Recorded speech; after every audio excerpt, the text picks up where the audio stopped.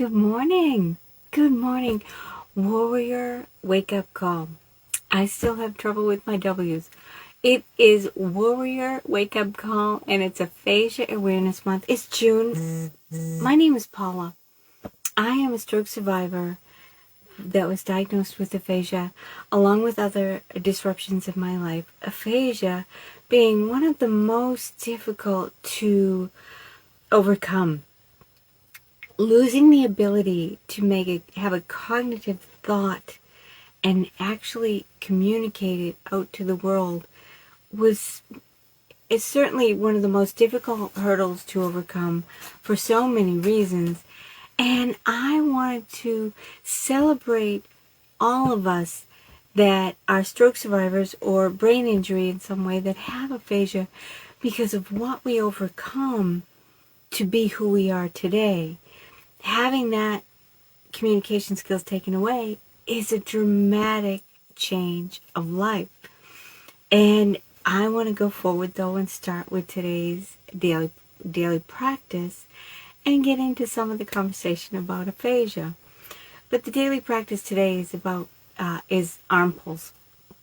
I'm back using those upper back muscles, keeping them strong, keeping them healthy, as our muscles are about our cardiopulmonary system. Our muscles are to help us have blood flow and help us have oxygen from those red blood cells that we only have 4 oxygen available. I want to remind you I'm a stroke survivor, but I also am an exercise physiologist.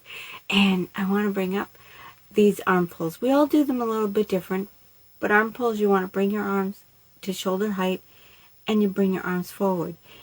Machines will have it differently, but I'm just doing the forward momentum. I'm not doing the upward momentum. I'm just doing the front and back momentum with the arm pulls. I do fists. It's just me. I do fists.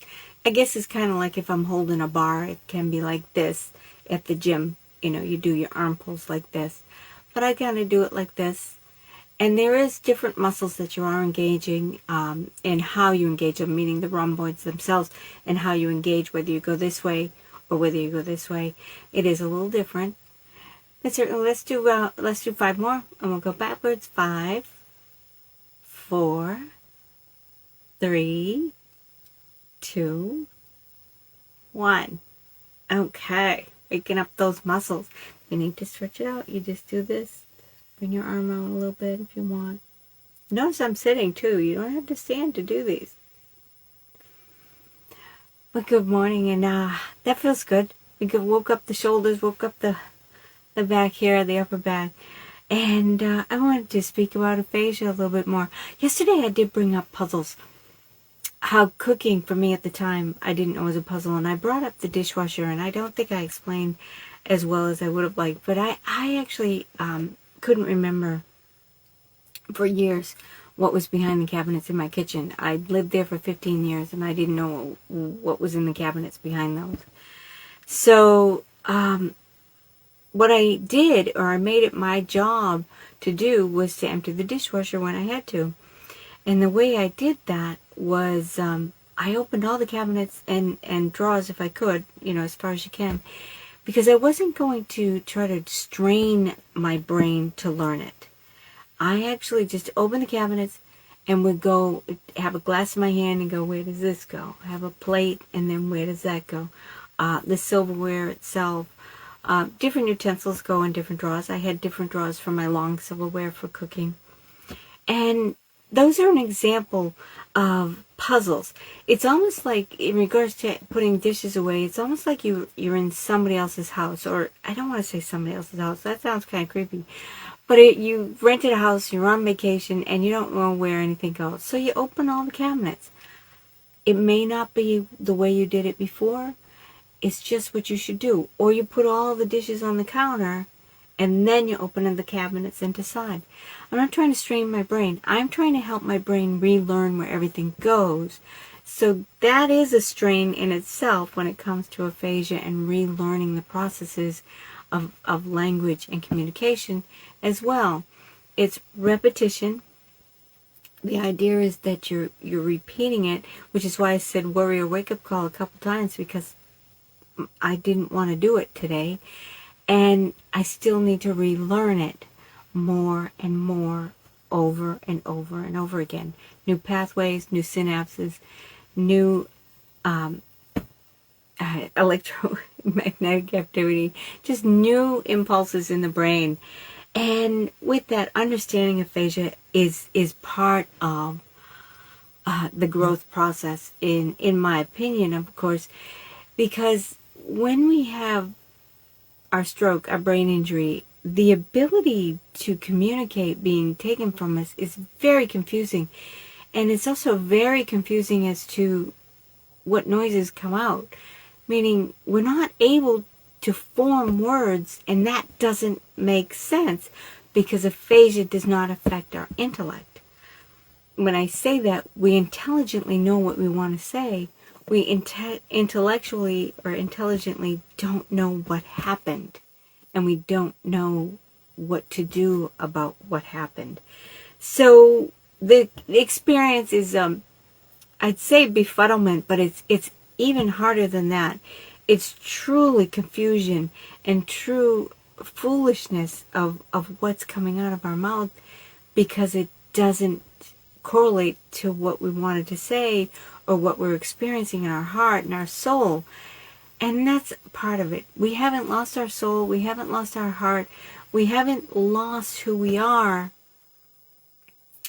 in that label of aphasia. We have lost our ability to communicate who we are in the spoken word, in the languages. Again, I bring up how we all become actors, and we all become hand signals of repeat. We can't understand what's coming at us. It's coming at us too fast. There's other dynamics, of course, hearing sensitivity, my eyes sensitivity.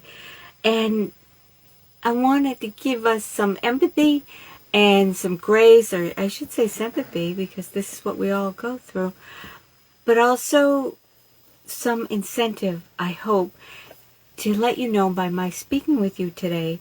I worked hard for this, and I kept reading, and I kept reading, and I kept saying tongue twisters and poems, and I would read everything. I focus on numbers as well, heavily, because I had a very, very difficult time with numbers. The aphasia is our language center, our aphasia awareness month. Language center is commonly the left side. Left side is logic. We lose that understanding of what's going on because we've lost some of the logic on our left side brain. We're all different in regards to our injury that caused the aphasia. We're all different in who we were before the injury that caused the aphasia. So we're all going to be very different after in how we do this and how we grow. I'm sharing with you some of the things that I do. I'm going to finish today with an affirmation that I hope resonates with you. It is something that I repeat. I know it is true, and I question it every day, but I know it is true. It's in my soul to know that I am a source of inspiration to others, and you are as well. And I'm wishing you a wonderful day.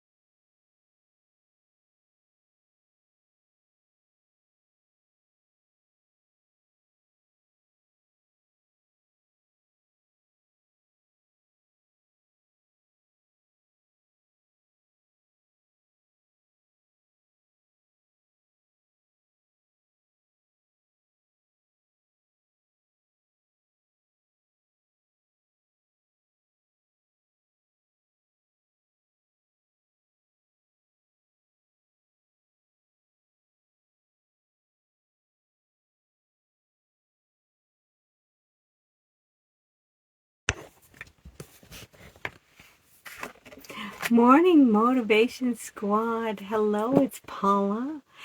It is Aphasia Awareness Month. I'm so glad you're here. This is something I'm doing just for the month of June, as it's National Aphasia Awareness Month. It's a reminder for all of us that have aphasia, that how far we've come, and the importance of recognizing it. I've come to find out that it's 1/3 of stroke survivors are diagnosed with aphasia. Of course, there's other brain injuries that do cause aphasia as well, but I want to bring up aphasia is a language disorder and a communication disruption. And I use disruption a lot in regards to how I describe it. It is difficult to communicate. It's difficult to read and create words. There are different types, so there's different levels and extremes of mild to severe, as well as subtypes. Going forward, it's on the left-hand hemisphere majority, as our logic and language and understanding is on left side hemisphere for majority of human beings, and right side is creativity and lightheartedness and a different experience with right-sided hemispheres. So majority of, I understand that majority of strokes are left-sided. So being unable to communicate happens with a lot of people with brain injuries. And that's why I'm addressing it in regards to, what should we be aware of, what should we celebrate. But I want to get into my daily practice, and like we're going to do neck rotations. So we're just going to bring the head, shoulder to shoulder, not all the way back. Don't try to force it. Shoulder to shoulder, because what we're doing is we're working the sternocleidoid mastoid muscle, which is something I love to say, and those that follow or have watched some of my work before know that that's my favorite muscle to say. But that's what we're doing. We're not trying to build it. We're actually trying to stretch it and give it flexibility. This happens, and this is good for everyone. But in regards to strokes and disability, I have dysphagia. I had dysphagia and dysarthria, where I actually had very difficult time moving all the muscles in my neck, my shoulder, and my face that was associated with my stroke as left-sided language disruption. So how'd you do? Did you try it? Did you feel the stretch? Did you say sternocleidoid mastoid? But I want to go forward, and I want to do something a little different today. As I mentioned before, I am reading a book that one of my physical therapists had recommended, and Stroke of Insight by Jill Bolte Taylor, Ph.D. She's a Ph.D. in neuroanatomy, and she had a stroke. And he's right. The book is really very good, and he thought I'd appreciate it. Where I should mention, I'm also an exercise physiologist. I just happen to have a stroke too, with aphasia. And I'm speaking with you because I worked hard to get better. But I wanted to read a paragraph in this book, and hopefully not cry and not choke up, because I do put this book down a lot because it really catches me in my experience of what I was going through. So I'm going to read a paragraph. She's a day 2 in the hospital, and she writes, the biggest lesson I learned that morning was that when it came to my rehabilitation, I was ultimately the one in control of the success or failure of those caring for me. It was my decision to show up or not. I chose to show up for those professionals who brought me energy by connecting with me, touching me gently and appropriately, making direct eye contact with me, and speaking to me calmly. I responded positively to positive treatment. The professionals who did not connect with me sapped my energy, so I protected myself by ignoring their requests. I bring this up as certainly the hospital stays we may not all remember, except aphasia and my interaction with people and family and friends has all been very learning experience. And there are some people that are just, they know how to calmly reach you and not abruptly reach you. And I say that, and I'm trying to be careful.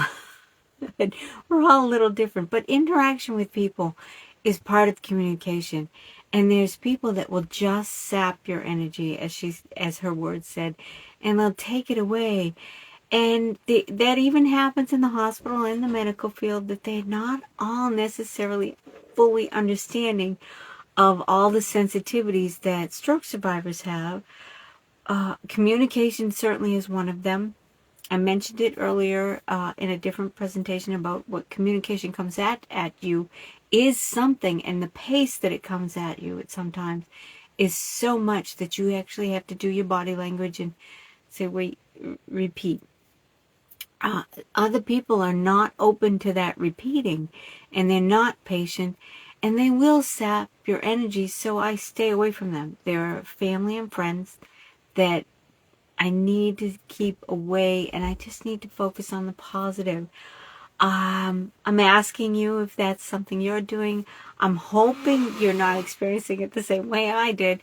At the same time, there is that Trent Shelton, protect your peace, and I follow him, and yeah, protect your peace. We're stroke survivors, and we need to survive and recover, and to choose to show up to recover is part of the process. As well as there is another person that I follow and listen to her podcast is Mel Robbins, and she has a book called Let Them. I haven't read it yet. If you have, let me know.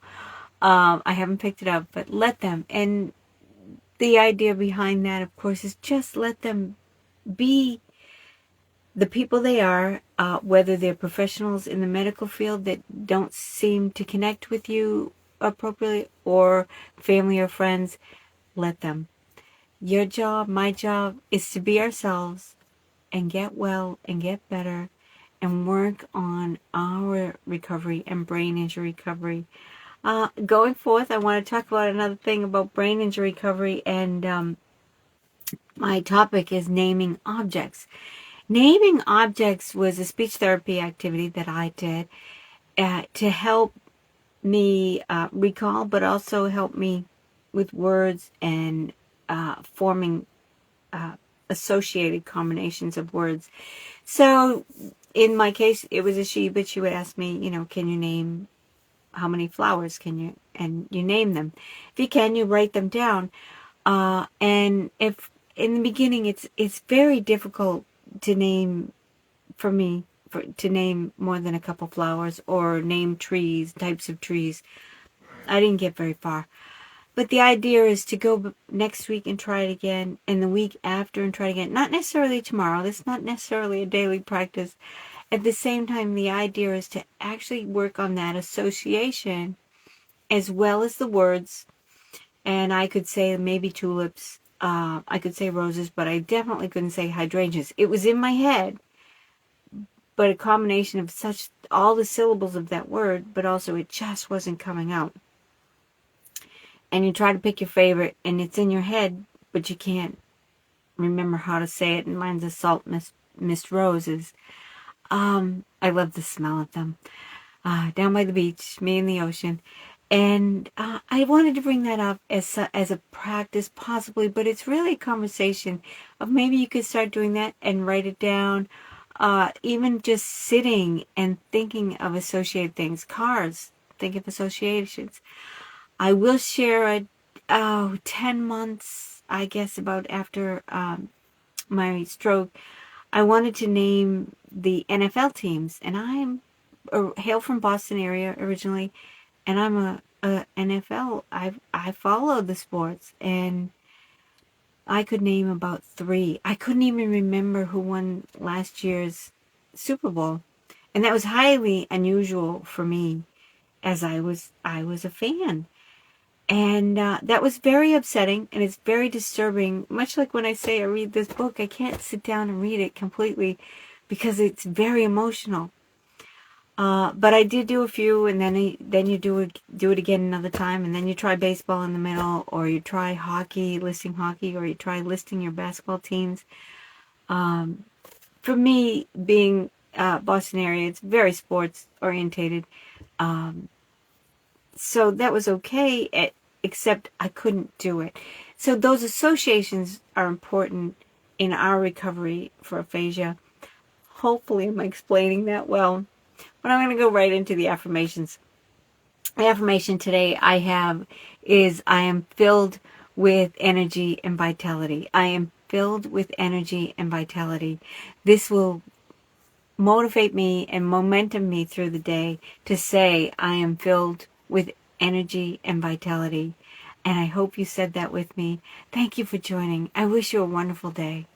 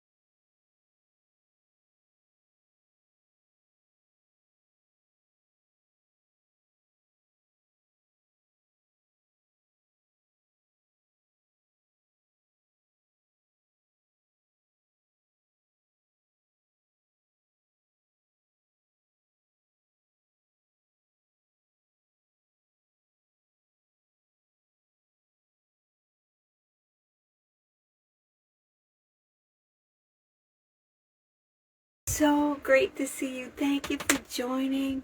My name is Paula. It is Stroke Survivor Sunrise, and it is June, and that makes it Aphasia Awareness Month.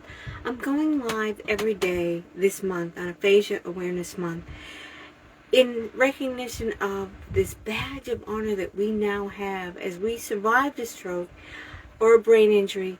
Unfortunately, the disruption is called aphasia that we all have.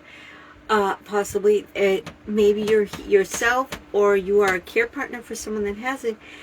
But I'm here to talk about aphasia and communicate what it's about, what I've learned, some skills in getting better, and hopefully providing some insight as well as incentive to get the body moving and get your mind moving as well to improve your abilities with aphasia. Aphasia is robs us of the ability to communicate. We can't speak, we can't eat, we can't swallow. Our understanding of communication is all messed up, and it takes a lot of work. This is the hardest thing I have ever done. I am a stroke survivor with aphasia, but I'm also an exercise physiologist, so I'm going to start with some daily practice. I'm standing. I'm going to do a very simple practice, but it's something you can do everywhere. And that's tapping the toes. You can't see me doing it, but I'm sure you can tell by my body movement that I am tapping my toes. When we have our stroke or brain injury, the ability to move is taken away from us, for many of us. I lost my balance. I lost my ability to walk. So I had to start at the beginning. Well, starting at the beginning is also tapping your toes. Right, left. You can stand and do it. You can hold a chair. You can be sitting and doing this. The point is, you can do this anywhere. You could be standing at the kitchen counter and you could be tapping your toes. You could be standing in line at the post office and you could be tapping your toes. You could be holding your cane and you could be tapping your toes. Concentrate. Certainly when you have your cane, you have a third balance. But I just want you to remember that this is just about movement. It's also about engaging the core muscles, which is our center of gravity. Center of gravity, again, I spoke with this before. It's about balance. And I'm looking to help you find that and find that within yourself. And actually make it a habit of finding it very easily, helping your brain remember how to find it very easily. Because in an injury of a stroke, and I had a ischemic stroke, it's our brain that lost the understanding of how to do it. So we're reteaching our brain. I realize we're using our core muscles, but we're reteaching our brain how to engage those core muscles to engage us to do our activities. So as I go forward, I want to talk about the awareness of aphasia. I am so fortunate, I guess, in some ways that I'm able to communicate, but not only that, we are fortunate we have social media. Social media and different resources out there like social media and communication and supportive groups are so important in awareness of aphasia and how it works. And I don't mean this just for the patient, just for myself. It's also for the care partners. Being part of a community, social media is a great way to do it. You can do Zoom meetings all the time. You can do Zoom groups. You can have private groups, as well as just public communication, which is, I think, is so great that so many people are doing similar to what I'm doing in regards to creating videos and or reaching out in social media. Some are doing it differently than obviously. They are either in the profession, the medical profession, therapists, and they're doing it differently, as well as those that have had strokes, like myself, are out communicating their story, their recovery, and some of the incentives I hope that I'm providing for you to get well and how to improve your life. So as I say that, I'm going to go right into phychem, physiology, chemistry. I'm going to go right into, well, anatomy too. Right hemisphere, left hemisphere. I mentioned it in the last few live presentations about left hemisphere is our logic center and right hemisphere is creative. I want to explain that a little bit further. And I say a little bit because I really defer to the doctors in the medical world, of course. At the same time, I want to speak with you in regards to aphasia. Aphasia is a language and communication disruption. And that's my word. Disruption has been my word to fall back on in regards to what has happened in my life. It's been disrupted because I cannot communicate in the manner I used to, and I cannot accept communication in the manner that I used to. And that is a process of relearning. Left hemisphere being, majority of human beings are left hemisphere. I don't want to say all. And it's also damage from a brain injury, which also can be other programs, other activities, some sort of Alzheimer's or degenerative neurological diseases. Yeah, I said it. You know, you try saying that word. I couldn't say that for probably 4 years. Now I'm in my 5th year, and I can say neurological disorder, which is what I have in some ways. Left is logic, language, and analytical thinking. It's when we comprehend things in a very analytical way, which is also why in some ways I didn't know I had a stroke, because I couldn't make sense of my inabilities. They didn't make sense. I didn't just pass out and nobody called the doctor or called the paramedic. I was left with figuring it out. So going forward, though, the right side is spatial abilities, as well as creativity and visual processing and emotional processing and expressing. I want to mention the creativity and visual processing. A lot of times when we're relearning or at least what I experience when I'm relearning and getting my left hemisphere, my brain, to understand, get my language centers back up and running and new cells and new synapses, I have to visualize something before I can communicate it. And visualize creativity. A lot of time you think of arts, and that's right side, right hemisphere concept. And that's why I visualize it first, and then, or generally speaking, you visualize it first, and then you can create the language. And that's why I had to do O and E when I had numbers, or 12 was awful because it was O and E and then TWO in my head in a visual, and then that didn't work, so then it was 12, TWELVE, and then it was a dozen. So that gets even more complicated because then it comes like a dozen eggs, and it's like the visual processing has to go on, so it takes a long time to communicate. This took me a long time to speak at this rhythm, and that's why I'm letting you know that the right side, left side, they actually work best together. They work best, certainly if you're doing the work and doing the numbers and reading it and studying it, because it is engaging my right side, yes, but it's also working to force the information out of my left side as well and create those new synapses working together. I'm trying to explain something that's extremely complicated and very physiology, chemistry, anatomy, communication, and I'm hoping I reach some of you to inspire you to work harder at reading aloud, doing the homework, doing the puzzles, and doing the activity, as well as movement. They all work together, and we have one body, and we survived a stroke or brain injury. We have aphasia. We cannot communicate the same way as we used to. I'm asking you to find a way to join us all.